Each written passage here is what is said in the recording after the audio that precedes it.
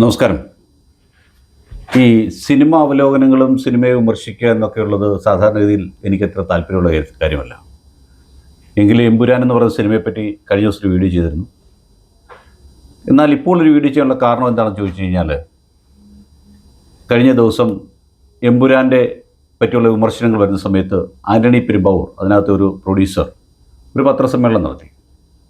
ആ പത്രസമ്മേളനത്തിൽ അദ്ദേഹം പറഞ്ഞത്, കഴിഞ്ഞ 1.5 വർഷമായി ലാലും ഈ പറയുന്ന പ്രൊഡ്യൂസറും മറ്റ് ഇതിൻ്റെ പിന്നണിയിലുള്ള ആൾക്കാരുൾപ്പെടെ, അതായത് പൃഥ്വിരാജ് ഉൾപ്പെടെ, മുരളി ഗോപി ഉൾപ്പെടെ ഉള്ളവരെല്ലാം അവിടെ ചർച്ച ചെയ്താണ് ഓരോ സീനും എടുത്തിട്ടുള്ളതെന്നും ഓരോ ഡയലോഗുകളും അവരത് ക്രമീകരിച്ചെടുത്തതും അങ്ങനെയാണെന്ന് പറഞ്ഞു. അപ്പോൾ എനിക്കൊരു സംശയം, എന്താണ് ഇതിൻ്റെ പിന്നിലെ ഇങ്ങനെ പറയാനുള്ള കാരണം? അപ്പോൾ അതിനെപ്പറ്റി ചിന്തിച്ചപ്പോൾ മറ്റൊരു കാര്യം തോന്നിയത്, മോഹൻലാൽ എന്ന് പറയുന്ന നടൻ ഈ സിനിമയെ എതിർത്ത് പറഞ്ഞിട്ടില്ല. സിനിമ എന്ന് പറയുന്ന ഈ മീഡിയ, അല്ലെങ്കിൽ ഈ സിനിമ കൊണ്ട്, എമ്പുരാൻ എന്ന് പറയുന്ന സിനിമ കൊണ്ട് ആർക്കെങ്കിലും എന്തെങ്കിലും തരത്തിലുള്ള വിഷമം ഉണ്ടായിട്ടുണ്ടെങ്കിൽ അതിന് അദ്ദേഹം ഖേദം പ്രകടിപ്പിച്ചു. അപ്പോഴും കഥാരചനയും സംവിധാനവും നടത്തിയ ആൾക്കാർ ഒന്നൊരു അക്ഷരം മിണ്ടാതെ മാറി നിൽക്കുകയാണ് ഉണ്ടായത്. അത് ബുദ്ധിപരമായ നീക്കമാണെന്നൊക്കെ പലരും പറഞ്ഞു. പക്ഷേ അതൊന്നുമല്ല അതിനകത്ത് യഥാർത്ഥ സംഭവം എന്നുള്ളതാണ് സത്യം. ആ സിനിമ പറഞ്ഞ ഒരു കഥ എന്ന് പറയുന്നത് നമ്മുടെ നാട്ടിലുണ്ടായ ഒരു കലാപത്തെ പറ്റിയാണ്. ആ കലാപത്തിൽ ബിൽസ്കി ബാനു എന്ന് പറയുന്ന സ്ത്രീ, പൂർണ്ണഗർഭിണിയായ സ്ത്രീയെ 11 പേർ ചേർന്ന് റേപ്പ് ചെയ്തതും അവർ മരിച്ചതും ഒക്കെയാണ്.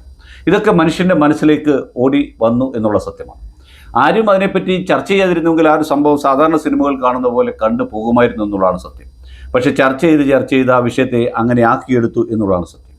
അതുകൊണ്ട് ഒരു കാര്യമുണ്ടായി, പൃഥ്വിരാജ് എന്ന് പറയുന്ന നടൻ ഓൾ ഇന്ത്യയിൽ അറിയുന്ന ഒരു ബ്രാൻഡായി മാറി എന്നുള്ളതാണ് സത്യം. ഒരുപക്ഷെ മോഹൻലാലിനോടൊപ്പം മമ്മൂട്ടിയുടെ ഒപ്പം തന്നെ ഇന്ത്യ മുഴുവൻ അറിയപ്പെടുന്ന ഒരു നടനും സംവിധായകനുമായി പൃഥ്വിരാജിനെ മാറ്റിയെടുക്കുവാൻ അതുകൊണ്ട് സാധിച്ചു എന്നുള്ളതാണ് അതുകൊണ്ടുണ്ടായ ഏറ്റവും വലിയൊരു ഗുണം എന്നുള്ളത്. ഇവിടെ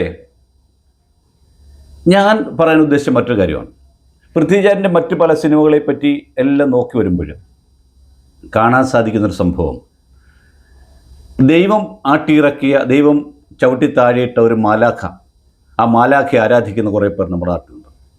അവർ ലോകത്തിൻ്റെ പല ഭാഗത്തുമുണ്ട്. ബ്ലാക്ക് മാജിക്കാണ് അവരുടെ ലക്ഷ്യം. ശ്മശാനത്തെ സ്നേഹിക്കുകയും ശ്മശാന ഭൂമിയിലെ ഭസ്മങ്ങളെടുക്കുകയും എല്ലുകളെടുക്കുകയും ഒക്കെ ചെയ്യുന്ന, ക്രിസ്തു മതത്തിൽ വിശ്വസിച്ചുകൊണ്ടിരിക്കുന്ന ബ്ലാക്ക് മാജിക്കിൻ്റെ ഒരു പറ്റം ആൾക്കാർ കേരളത്തിലുമുണ്ട് എന്നുള്ളതാണ് സത്യം. ഈ ബ്ലാക്ക് മാജിക്കിൻ്റെ ലിസ്റ്റിലേക്ക് നമ്മുടെ പൃഥ്വിരാജ് പെട്ടിട്ടുണ്ടോ എന്ന് വേണം ചിന്തിക്കേണ്ടത്. കാരണം ലൂസിഫർ എന്ന സിനിമയും അതിന് മുമ്പെടുത്ത അയാളെടുത്ത എല്ലാ സിനിമകളും, ശരിക്കും സ്റ്റോപ്പ് വയലൻസ്, ഈ സിനിമകളൊക്കെ ക്രിസ്തു മതത്തെ ഇകഴ്ത്തുന്നതും ബ്ലാക്ക് മാജിക്, അല്ലെ സാത്താനെ, ദൈവത്തിനെ ഇകഴ്ത്തുന്നതും സാത്താനെ പ്രകീർത്തിക്കുന്നതുമായിരുന്നു എന്ന് ഉള്ള കാര്യം നമ്മൾ സന്ദർഭവശാൽ മറന്നു പോകരുത്. ഇവിടെ അത് തന്നെയാണ് സംഭവിച്ചത്. ഇവിടെ ആ സിനിമയുടെ ഓരോ ലെറ്ററിൻ്റെ ഉള്ളിൽ പോലും, അത് സൂം ചെയ്ത് നോക്കുമ്പോൾ നമുക്ക് മനസ്സിലാവും, കൂമൻ്റെ രൂപം ഉണ്ട്. ആ കൂമൻ്റെ രൂപം കാണിച്ചിട്ട് ഉടൻ തന്നെ അതിലേക്ക് പോകുന്ന ലോഗോയിൽ പോകുന്നത് മോഹൻലാലിൻ്റെ മുഖമാണ്. ഇനിയും ലൂസിഫർ എന്ന സിനിമയിലേക്ക് വരുമ്പോൾ അയാൾ മോഹൻലാൽ ഉപയോഗിച്ച സിനിമ വണ്ടിയുടെ നമ്പർ KLT 666 ആയിരുന്നു, 666. അതും ബ്ലാക്ക് മാജിക്കുമായി ബന്ധമുണ്ട്. അയാൾ ഉപയോഗിച്ച ബുള്ളറ്റ് നമ്പർ ഏതായിരുന്നു, കാറിൻ്റെ നമ്പർ ഏതായിരുന്നു. ഇവിടെ ഈ സിനിമയിൽ തന്നെ കൂമൻ ചിമയണങ്ങാതെ നോക്കി നിൽക്കുന്ന ഒരു രൂപമുണ്ട്. ഇലിമിനേറ്റുകൾ എന്നറിയപ്പെടുന്ന, ബ്ലാക്ക് മാജിക്കിനെ ഇഷ്ടപ്പെടുന്ന, സാത്താനെ ഇഷ്ടപ്പെടുന്ന ആൾക്കാരുടെ ഇഷ്ടപ്പെട്ട ഒരു ജീവിയാണ് കൂമൻ എന്നത്. ഇത് 17-ാം നൂറ്റാണ്ടിലാണ് ഈ പറയുന്ന ബ്ലാക്ക് മാജിക്കുകാർ വെളിയിലേക്ക് വന്നത്.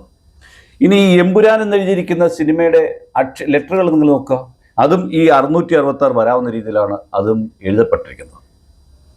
ലൂസിഫറിലും അങ്ങനെ തന്നെയായിരുന്നു നടന്നത്. ശരിക്കും പറഞ്ഞു കഴിഞ്ഞാൽ ഈ സിനിമയുടെ അണിയറ ശില്പികളായ പൃഥ്വിയും മുരളി ഗോപിയും എന്താണോ ഉദ്ദേശിച്ചത് അത് ഈ 24 വെട്ടോ 17 വെട്ടോ 100 വെട്ടോ വെട്ടിയാലൊന്നും പോയിട്ടില്ല എന്നുള്ളതാണ് സത്യം. അവരതിലൂടെ മുമ്പോട്ട് വെക്കാൻ ശ്രമിച്ച, ദൈവം ആട്ടിയിറക്കി വിട്ട ആ മാലാഖ, ആ സാത്താനെയാണ് അവർ ഈ സിനിമയിലും പ്രകീർത്തിച്ചിരുന്നത് എന്നുള്ളതാണ് സത്യം. സ്റ്റോപ്പ് വയലൻസ് എന്ന് പറയുന്ന സിനിമയിൽ കന്യാസ്ത്രീ ഗർഭിണിയാവുന്നതും ഒക്കെ നാം കണ്ടതാണ്. അപ്പോൾ ഇവിടെയും ക്രിസ്തുമതത്തെ ഇകഴ്ത്തുന്ന രീതിയിലുള്ള പ്രവർത്തനം, അതായത് ക്രിസ്തുമതത്തെ ഇകഴ്ത്തുന്നത് ക്രിസ്തുമതത്തിലെ തന്നെ വേറൊരു വിഭാഗമായ സാത്താൻ്റെ കുഞ്ഞുങ്ങൾ, അതായത് ബ്ലാക്ക് മാജിക്കുകാരെ കൊണ്ടാണ് എന്നുള്ളതാണ് സത്യം. സിനിമകൾ മനുഷ്യൻ്റെ ജീവിതത്തിൽ പലപ്പോഴും പല രീതിയിലുള്ള സ്വാധീനം ചെലുത്താറുണ്ട്. ദൃശ്യം കണ്ടതിന് ശേഷം അതേ രീതിയിലുള്ള പല കൊലപാതകങ്ങളും നമ്മൾ കണ്ടു, തെളിവുകൾ കിട്ടാതെ പോലും പോയിട്ടുണ്ട് എന്നുള്ളതാണ് സത്യം. അപ്പോൾ സിനിമയ്ക്ക് മനുഷ്യൻ്റെ ഉള്ളിൽ, നമ്മുടെ ഉള്ളിൽ, ഏത് കലാസൃഷ്ടിക്കും നമ്മുടെ ഉള്ളിൽ അതിൻ്റേതായ രീതിയിലുള്ള ഒരു പ്രയോഗം ചെയ്യാൻ സാധിക്കും. അത്തരമൊരു പ്രയോഗമാണ് ഈ സിനിമയിലും പൃഥ്വിരാജ് നടത്തിയിരിക്കുന്നതെന്ന് വേണം നാം മനസ്സിലാക്കേണ്ടത്.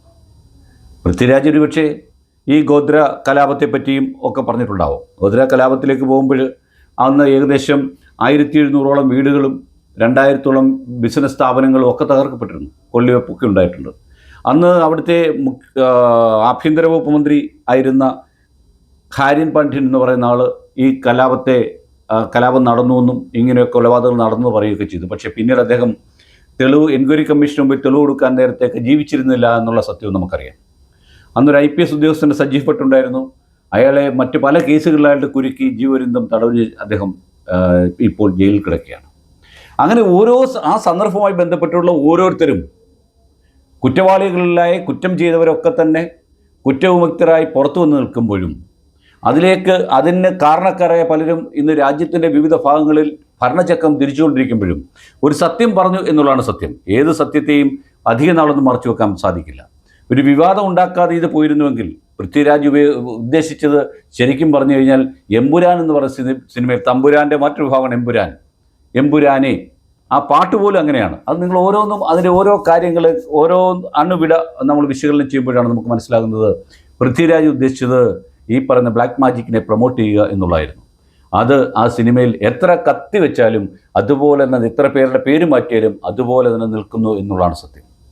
നിങ്ങൾക്ക് ലൂസിഫർ ഒരിക്കൽ കൂടി കാണാം, ഈ എമ്പുരാനെയും കാണുക. അതുപോലെ പൃഥ്വിരാജിൻ്റെ 2015 ശേഷം വന്നുള്ള എല്ലാ സിനിമകളും നിങ്ങൾ നോക്കുക.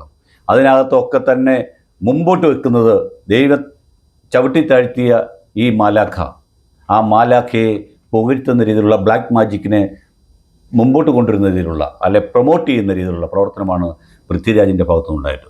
എമ്പുരാൻ എന്ന് പറയുന്ന സിനിമയിലൂടെ പൃഥ്വി എന്ന് പറയാൻ ആഗ്രഹിച്ചോ അത് എത്ര കെട്ടിയാലും നിലനിൽക്കുന്നു എന്നുള്ളതാണ് സത്യം. വീണ്ടും കണ്ടിട്ട് വിശകലനം ചെയ്യുമ്പോൾ ഇതൊക്കെ തന്നെ മനസ്സിലോർത്തുകൊണ്ട് വിശകലനം ചെയ്യണമെന്ന് മാത്രമേ പറയാനുള്ളൂ. നന്ദി, നമസ്കാരം.